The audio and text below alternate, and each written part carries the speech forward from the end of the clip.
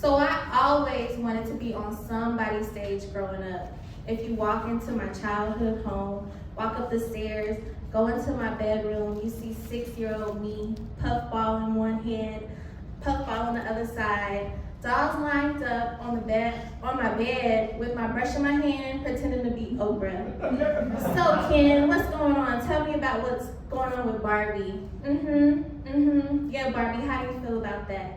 That was my everyday thing. And if you went down into the kitchen, you would see 8-year-old me with the mop in my hand, pretending to be some amazing artist at the time. And if you went into our family room, you would see 11-year-old me entertaining my family and performing Usher's latest dance moves. My family poured into me. They encouraged my dream to be on stage, and I was very supported. But I was supported mostly and consistently by one person, and that was my Nana, my mother's mother. She would always ask me, "Hey Tejal, what play are you in this month? Let me know so I can come." And every play that I had, she would show up if her work schedule permitted. And it felt wonderful just to see her in front of the crowd. So I really just believed in myself because of my family, but my Nana was just there. As I grew older, her voice started to get a little quieter and reality started kicking in. When I turned 15, I started branching outside of church plays and community plays and started joining theater clubs. And it was soon that I realized that I was a small fish in a big pond.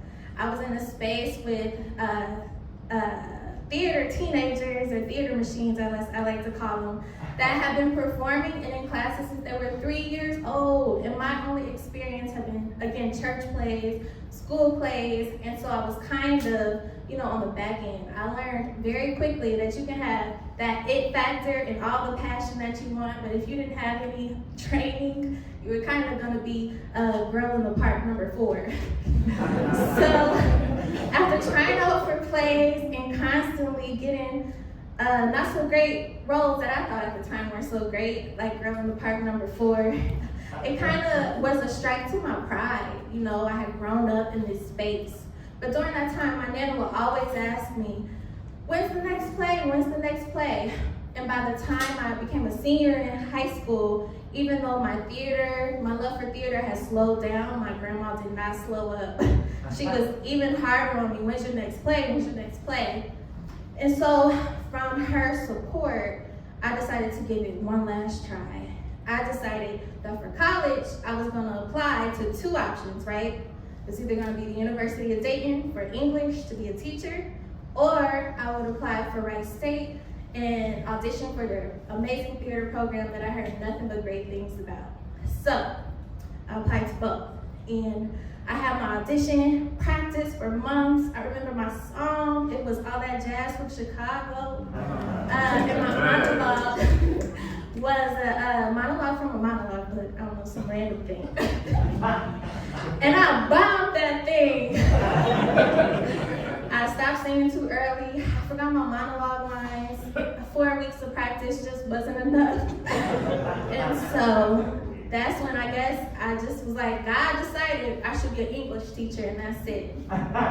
So from 18, a couple of years went by. My grandma was always there. "Hey Tejal, when's that next play?" I started brushing her off a bit, like, "Nana, it's coming." And then I just stopped lying and was just like, Nana, that's something I used to do a long time ago. I don't do that anymore. I had completely given up on myself. And so 7 years later, after my Nana so silently nudging, I remember thinking to myself about the things I wanted to kind of teach my child. I had grown and had a family. And one of the things that I wanted to teach him was that he could be anything that he put his mind to. But when I thought that thought, a voice in my head said, "You don't even believe that in yourself." And so that really made me go into this deep reflection. I like to call this when my path kind of diverged. It kind of happens in life. You have this thought that kind of spins you around and puts you right back where you need to be.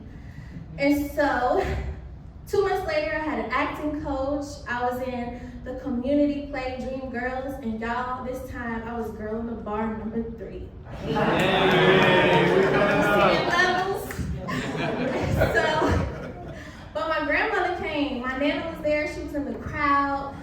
nothing more beautiful than her smile that I saw when I got off the stage. She was so happy, so proud, and she told me how good I was, even though I was girl in the bar number 3.